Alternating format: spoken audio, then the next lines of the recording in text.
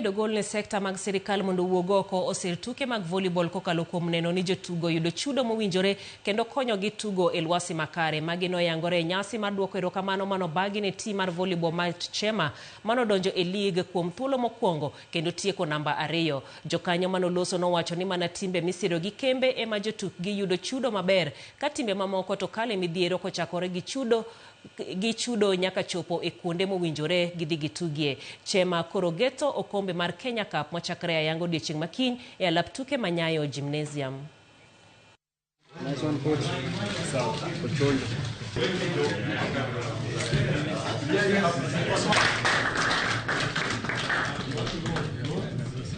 Nice one. The first time playing in the KVF National League, coming in second place. It's not a main feat, especially for a newly promoted side. But even more important is that Chema embodies where we want Kenya Volleyball to be.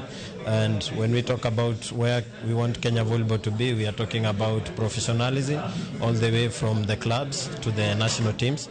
And I think what Mr. Wanyiri has achieved goes a long way to show that if we embrace the best practices of good governance and accountability. As we are talking now, because it's already confirmed and they have already told the silver with him have qualified for African Club Championship, which we will give by next year. We know the country helps hosting.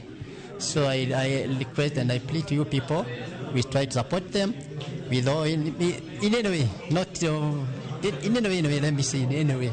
Ninapong'ang'ana na wachezaji kiwanjani, kumbe kuna wale ambao wanaona ile kazi ambayo inafanyika.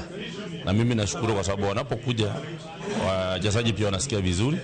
Manake wanaona kuna wale watu wanawajali, wanawahenzi kwa sababu ile kazi nzuri ambayo wanafanya.